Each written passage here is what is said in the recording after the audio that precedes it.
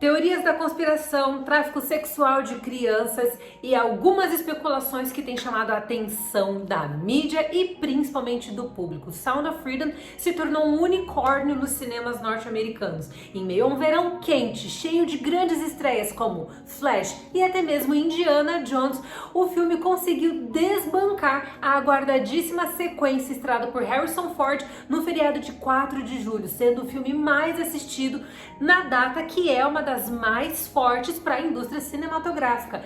Pois é, o que está acontecendo? Porque Sound of Freedom se tornou um dos filmes mais comentados do verão norte-americano e também um dos filmes mais comentados do ano de 2023, e por que ele também já é o mais polêmico? Vem cá, porque a gente vai falar sobre essa história agora, porque o filme já ganhou data de estreia aqui na América do Sul e é provável que ele também venha para o Brasil.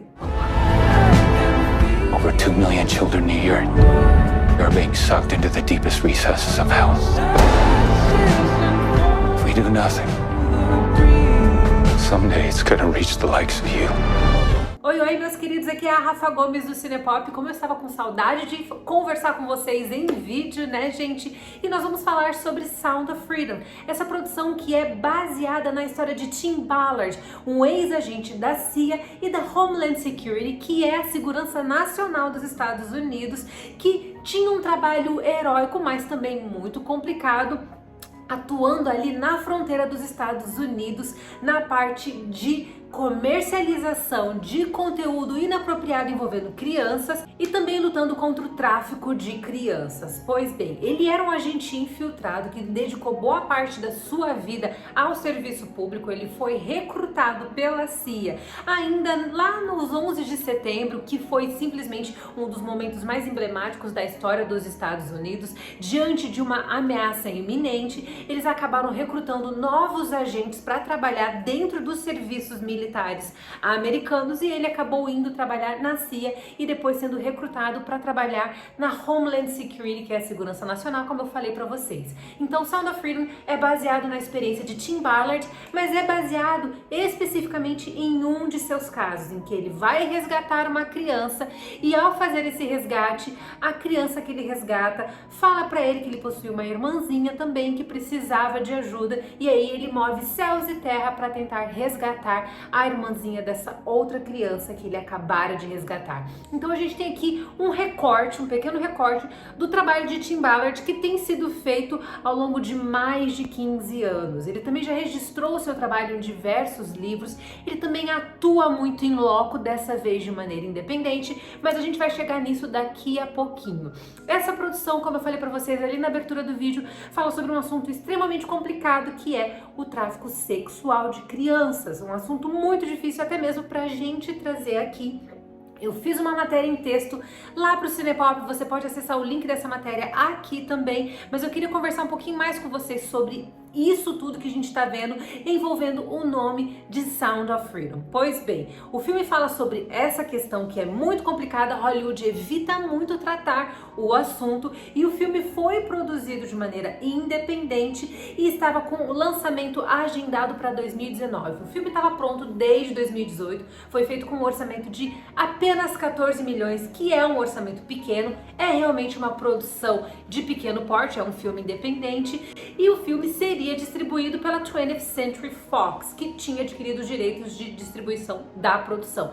Mas é aí que a gente teve um outro problema, porque com as negociações da compra da Fox por parte da Disney em andamento, o filme acabou sendo engavetado. Como que isso aconteceu? Pois bem, na compra da Disney, quando a Disney adquiriu oficialmente a 20th Century Fox e todos os seus produtos, ela começou a avaliar todos os seus assets, todos os seus títulos, tudo que ela tinha ali, desde produções que já estavam em desenvolvimento, produções que estavam em fase inicial de produção e produções que já estavam sendo exibidas. Eles passaram um pente fino por tudo que a 20th Century Fox tinha, justamente para poder avaliar o que valia a pena ser mantido, o que valia a pena ser preservado, o que valia a pena dar sequência e o que deveria ser engavetado.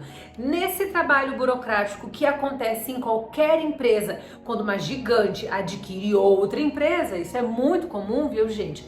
É nesse processo que a Disney decide engavetar Sound of Freedom. É aí que os produtores decidem adquirir os direitos do filme de volta e começam a sair em busca de uma nova distribuição. Eles não estavam interessados em distribuir o filme para plataformas de streaming, chegaram a fazer algumas negociações, mas o objetivo era lançá-lo nos cinemas. Então a gente teve esse probleminha que aconteceu em 2019 e aí em 2020 nós tivemos o quê? A pandemia, que é óbvio, comprometeu em grande parte a indústria cinematográfica, porque os cinemas foram fechados, redes de cinema passaram por um perrengue gigantesco, até hoje estão tentando se recuperar de toda a crise econômica gerada pela Covid-19 e durante todo esse período eles não conseguiram encontrar uma casa nova para o seu filme, uma empresa, um estúdio que pudesse distribuí-lo nas telonas. E foi aí que no início de 2023 a Angel Studios, que é um estúdio pequeno de produções cinematográficas voltadas para o público cristão,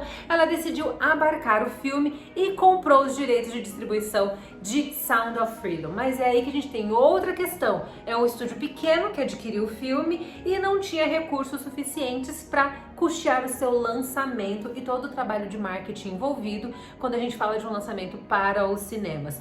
E se a gente for parar para pensar, Sound of Freedom teve realmente um gasto muito pequeno com o marketing, porque só o custo de distribuição desse filme nos cinemas dentro dos Estados Unidos era muito alto. Eles conseguiram arrecadar 5 milhões com a ajuda de 7 mil apoiadores através de um crowdfunding, de uma vaquinha online, e isso fez com que o filme tivesse uma abertura em 2.852 cinemas, ou seja, 2.852 salas receberam esse filme nos Estados Unidos. E logo no seu fim de semana de abertura, o filme já chegou surpreendendo, porque ele estreou em um período que é muito complicado se lançar produções. Por quê? O período de julho é o período das férias de verão nos Estados Unidos, no hemisfério norte de forma mais geral, e é claro que é um período disputadíssimo pelos grandes estúdios. Todos eles querem guardar os seus principais lançamentos para a época das férias de verão, porque é ali que eles têm um cash grab grande, é aí que eles vão conseguir pegar dinheiro da audiência, porque nós temos mais pessoas com tempo disponível, a galera nova está de férias, então a gente tem um fluxo muito maior nos cinemas. Então é a época de ouro, né, gente? Julho é um período muito específico e muito importante para os estúdios, e nós já tínhamos grandes produções aí para esse período, como Flash, Indiana Jones, Barbie, Hammer, né, gente? Precisamos falar de Barbie e Oppenheimer, que obviamente vieram semanas depois da estreia de Sound of Freedom, mas todos eles estavam ali disputando a atenção da audiência no período mais quente no hemisfério norte. Então já era uma data difícil de ser lançada, mas mesmo assim disputando com grandes filmes como Indiana Jones e o Chamado do Destino e Flash, ainda assim o filme conseguiu abocanhar 19 milhões no seu fim de semana de estreia, o que é realmente impressionante para um filme de baixo orçamento que precisou realmente de um crowdfunding para conseguir chegar às telonas. É claro que essa bilheteria não passou distante dos olhos da grande mídia, bem como da audiência, que começou a ficar ainda mais afoita para entender por que Sound of Freedom estava fazendo tanto sucesso. O fato do filme ter feito muito sucesso com as audiências no fim de semana de estreia fez com que mais pessoas se sentissem motivadas a assistir o filme. E uma das cartadas da própria produtora para atrair a audiência para as telonas foi justamente fazer um call to action, uma chamada de atenção mesmo, chamar a galera para ação, para realmente motivar o público a ir aos cinemas. Ao final do filme, o astro Jim Caviezel, que você deve conhecer muito bem, porque ele interpretou Jesus Cristo no filme A Paixão de Cristo, que é simplesmente um dos filmes mais lindos já feitos na história do cinema. Ali no final do filme, após os créditos finais, numa espécie de cena pós-crédito, ele aparece na tela e faz um apelo à audiência, dizendo que os heróis desse filme, na verdade, são as crianças, e que isso era algo que precisava ser valorizado, e que pelo fato da história ser baseada em relatos realmente verdadeiros, era importante fazer com que essa mensagem chegasse a mais pessoas, porque muito mais do que entretenimento, a gente estaria aqui fazendo realmente um serviço de utilidade pública, motivando as pessoas a entenderem que existe realmente uma rede de tráfico sexual de crianças grandiosa e que isso tem afetado a vida de muitas pessoas. Então ele convida a audiência, ainda fala que ali na tela vai ter um linkzinho que vai direcioná-los para comprar ingressos para outras pessoas, e é aí que eles adotaram uma tática que é uma tática arriscada, mas funcionou e fez com que o filme chegasse a um número maior de pessoas. Eu estou falando da Pay It Forward, que é um aplicativo em que você pode comprar presentes para outras pessoas.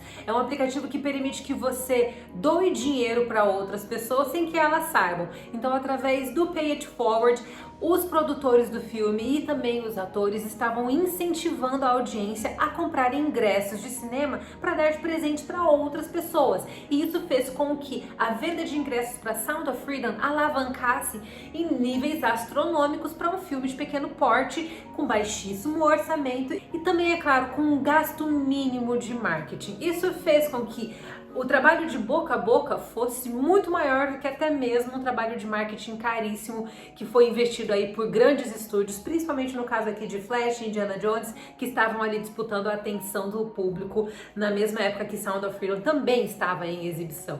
Então é interessante a gente ver o quanto as pessoas elas acabam comprando a ideia do filme e fazendo com que mais pessoas vão ao cinema. É claro que esse filme, por ser distribuído por uma produtora cristã e por contar a história de um homem cristão, que é o Tim Ballard, naturalmente vai atrair uma audiência cristã, e independente do que você pensa a respeito do povo evangélico, católico, etc., ou seja lá qualquer outra denominação dentro do cristianismo, a verdade é que quando eles querem fazer com que algo chegue a um público maior, eles conseguem. Então o apelo de boca a boca funciona muito dentro da comunidade cristã, e eu acho que isso foi crucial para fazer com que Sound of Freedom se tornasse praticamente um movimento cinematográfico no meio da época mais quente e mais disputada pelos estúdios. Mas em relação a outras teorias da conspiração envolvendo o nome de Tim Ballard, Tim Ballard possui uma carreira respeitosa tanto pela CIA como por Homeland,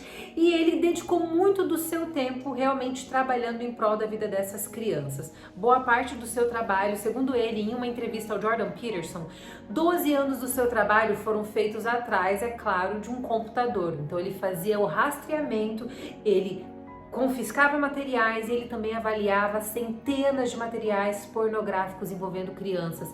Imagina o quão difícil é lidar com esse tipo de conteúdo, o que para ele já era um trabalho muito árduo. Mas depois de anos trabalhando dessa forma, mais num trabalho de fronteira e também, é claro, no computador, algumas mudanças na lei norte-americana permitiram que os agentes da CIA e os agentes de Homeland pudessem fazer operações in loco quando envolvessem uma criança americana ou até mesmo um predador sexual americano. Então, quando havia conexões com algum americano, ele tinha autorização para poder fazer as operações in loco. E foi aí que ele conseguiu trabalhar de maneira mais prática na luta contra o tráfico sexual de crianças. E foi ali que ele começou a se envolver com diversas histórias fascinantes, tragicamente fascinantes e também, é claro, extremamente dolorosas. E ele disse na sua entrevista ao psicólogo Jordan Peterson que a situação começou a ficar muito caótica para ele quando ele era exposto ao caso das crianças, ele ia para as operações in loco, mas quando descobria-se que elas não tinham vínculo nenhum com crianças americanas ou predadores americanos, ele era obrigado a retornar ao país dele. E é claro que isso causou um dilema moral muito grande na cabeça do Tim Ballard, segundo ele mesmo, na sua entrevista, porque ele disse que uma vez que ele foi exposto a todas essas histórias e a essas crianças, era difícil ele voltar para sua realidade sem se sentir completamente impactado e até mesmo de mãos atadas por não poder fazer mais por essas crianças. E foi aí que ele decidiu realizar o trabalho de maneira mais particular, e ele acaba abrindo mão do seu trabalho em Homeland e decide dar sequência nas operações que ele fazia, só que dessa vez criando uma instituição e também fazendo isso de maneira mais ampla, expandindo o seu trabalho de maneira global. Ele fez tudo isso com o apoio da sua esposa, e a organização que ele criou na época se chamava Operation Underground Railroad. E agora a gente tem uma outra questão aí que é uma das grandes especulações que rodaram aí na internet e que ainda estão circulando de maneira equivocada. O Tim Ballard possui alguma conexão com o QAnon? Se você nunca ouviu esse termo QAnon, preciso te explicar aqui rapidinho. Peguei essa definição do Wikipedia, que não é a melhor das referências, mas é a que eu vou usar aqui para vocês entenderem o que é a QAnon. Segundo a definição do Wikipedia, a QAnon é uma teoria que alega haver uma cabala secreta formada por adoradores de Satanás, pedófilos e canibais, que dirige uma rede global de tráfico sexual infantil e que esteve conspirando contra o ex-presidente Donald Trump e os seus apoiadores durante o seu mandato. A conspiração teria sido engendrada com base num plano secreto do denominado Estado Profundo. Essas associações da QAnon com o Tim Ballard, elas na verdade são todas falsas, conforme ele mesmo também revelou em entrevista. Ele nunca fez nenhuma associação. A QAnon afirma que dentro de Hollywood haveria uma sociedade secreta de pedófilos, etc. Nós sabemos que existe um histórico de abuso infantil dentro de Hollywood. Nós não sabemos qual é a dimensão disso, nós não sabemos como isso funciona e obviamente que isso não tem nada a ver com essa teoria conspiratória, que é uma teoria adotada pela extrema direita norte-americana. Não existe nenhum vínculo do Tim Ballard com a QAnon. Ele realmente falou isso de forma pública, tanto no site da sua instituição, bem como também em entrevistas, pelo fato dele falar que existem redes de predadores sexuais infantis espalhados por diversas partes do mundo, automaticamente associaram ele com essa teoria da conspiração. Em uma entrevista ao Jordan Peterson, uma entrevista recente para divulgar também o filme Sound of Freedom, o próprio Tim Ballard falou o seguinte: há anos nós temos condenado a maioria do que vemos ser teorias da conspiração. Eles gostam de me vincular ao movimento QAnon. Talvez haja alguma verdade lá, mas há muitas mentiras em cima disso. Então o nosso Perguntas Frequentes refutam isso imediatamente, pois é uma tentativa de descreditar o movimento. Eu vou ainda mais longe e acho que algumas pessoas não querem que isso, o tráfico sexual infantil, seja de conhecimento público e são responsáveis por algumas das teorias da conspiração para descreditar o movimento. E eles vão longe demais. Então essas associações do nome do Tim Ballard a QAnon são mentirosas. Então assim, se você leu alguma coisa a respeito disso, investigue mais, procure na fonte certa também, para que você não seja confundido, porque no meio de todo esse estrondoso sucesso de Sound of Freedom, a gente sempre pode encontrar coisas que são fatos e também coisas que são mentiras. Então fique atento, se informe muito, leia. Eu fiz uma pesquisa muito vasta para poder fazer esse vídeo para vocês, até mesmo para a gente evitar a desinformação. Mas em relação ao sucesso de Sound of Freedom nos cinemas, esses números seriam inflados ou seriam números genuínos? Eu peguei alguns dados dentro do site Box Office Mojo, que é um site totalmente confiável, e lá no portal, gente, a gente vê que, de acordo com o Box Office Mojo, o thriller criminal ultrapassou a marca de 124 milhões apenas no mercado doméstico, em apenas 20 dias e 2 semanas de exibição nos cinemas americanos. A conquista se torna ainda maior quando a gente leva em consideração que o filme está disponível em apenas 3.285 salas. Ele teve uma abertura de 2.000 e poucas salas, e com o sucesso do filme, os cinemas foram expandindo a exibição, abrindo mais salas com a produção. Então os dados são genuínos. No Twitter haviam algumas especulações, mas nada foi comprovado, gente. Nenhum grande veículo falou a respeito disso. Eu fiz uma busca muito minuciosa. Não existem evidências nenhumas a respeito de qualquer tipo de fraude envolvendo a venda de ingressos do filme. O filme realmente atingiu um público muito grande e o seu sucesso foi tão surpreendente que a própria Angel Studios começou a trabalhar a distribuição da produção no hemisfério sul, né, gente? Então aqui na América do Sul o filme já vai chegar, ele vai ser lançado no Chile, na Argentina, no México, mas ainda não tem data de lançamento para o Brasil. Ficamos aqui na expectativa para saber se o filme vai chegar às telonas brasileiras ou não, mas é fato que Sound of Freedom já é uma das maiores surpresas de 2023. Um filme que estava escondido discutido por 5 anos e que finalmente viu a luz do projetor, recebendo não apenas o aplauso da audiência, mas também chamando a atenção do mundo todo, que ficou simplesmente de queixo caído com esse unicórnio cinematográfico. Como que no meio de uma época tão movimentada, um filme tão pequeno e sem qualquer divulgação conseguiu alcançar tantas pessoas. Esse é o poder da internet e do boca a boca. Hoje em dia, com todo mundo tão próximo por conta de pequenos cliques na internet, um filme que talvez jamais chegasse ao Brasil tem grandes chances de chegar justamente por conta de todo esse trabalho de comunicação entre as pessoas na internet. E agora eu quero saber de você. Você tá ansioso para assistir Sound of Freedom? O que você achou da história do filme? Você conhece alguém que tá lá nos Estados Unidos e teve a oportunidade de conferir essa produção? Conta tudo aqui pra gente. Não se esqueça de nos acompanhar lá no @site Cinepop. Também continue nos acompanhando no nosso site e você pode e deve me acompanhar lá no meu Instagram, no @Rafa Gomes, no meu TikTok, no @Rafa Gomes C, e no meu canal, que é o Rafa Gomes Cinema. Um beijo e a gente se vê na próxima. Tchau, tchau.